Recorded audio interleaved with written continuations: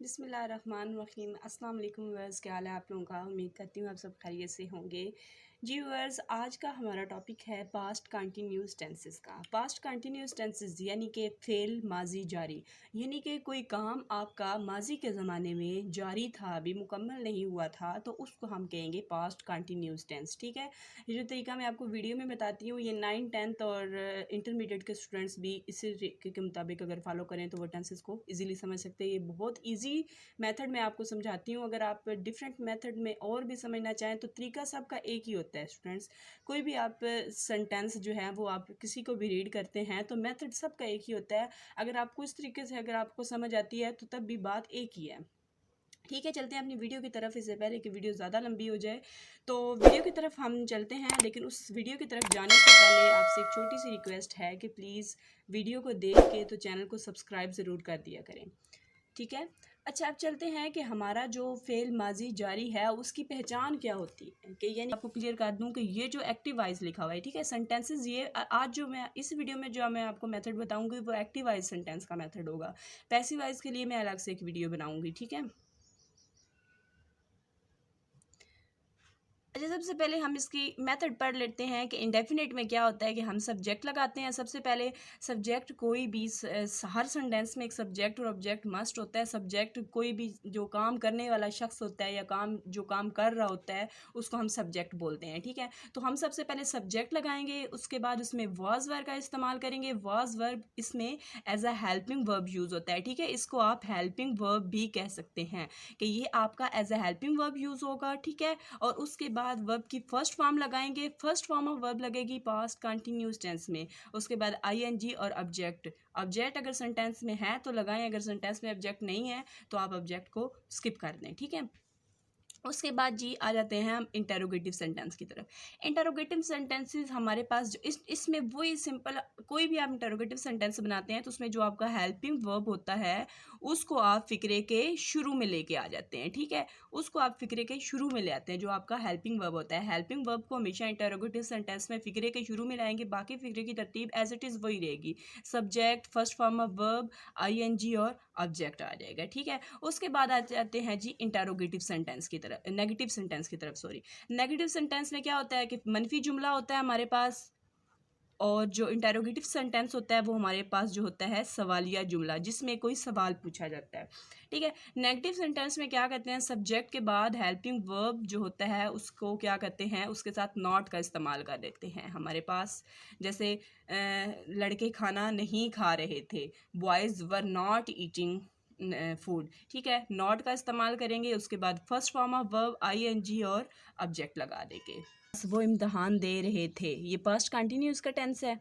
ठीक है, तो इसकी ट्रांसलेशन हम करेंगे दे वर टेकिंग एग्जाम्स। तो इसमें क्या होगा, हमारे पास वर्ब जो है वो as a helping verb use हो गया है।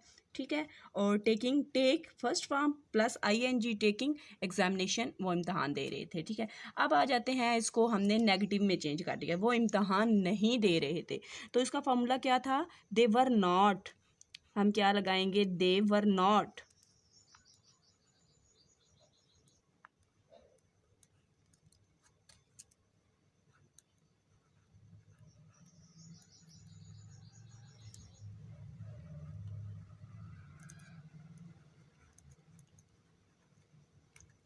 दे वर नॉट टेकिंग एग्जामिनेशन। ठीक है, अब आ जाते हैं जी सवालिया फिक्र की तरफ, इंटेरोगेटिव, क्या वो इम्तहान दे रहे थे। तो इसको क्या करेंगे, हम वर्ब को, हेल्पिंग वर्ब को हम शुरू में लगा देंगे, वर दे टेकिंग एग्जाम।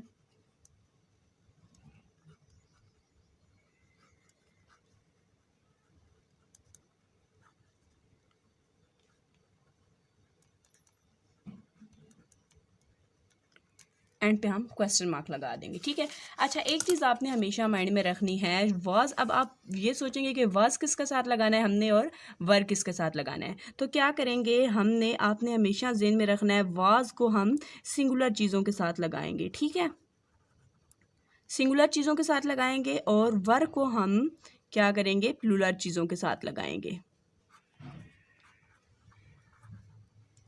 प्लूरल चीज़ों के साथ लगाएंगे, जैसा कि आई, वी, दे, यू, देम।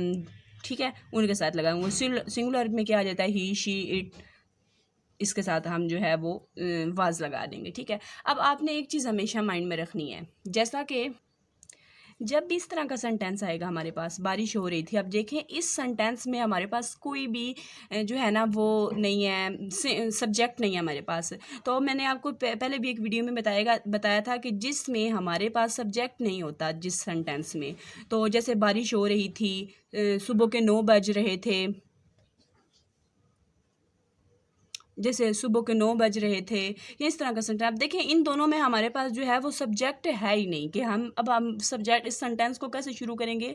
तो आपने ये ज़हन में रखना है कि जब भी हमें ऐसा कोई सेंटेंस आएगा हमारे पास जिसमें हमारे पास जो है वो सब्जेक्ट नहीं होगा, तो उस फिक्रे को हम इट से स्टार्ट करेंगे, ठीक है। उसमें हम उसको अमिट से, जैसे बारिश हो रही थी, इट वॉज रेनिंग, ठीक है।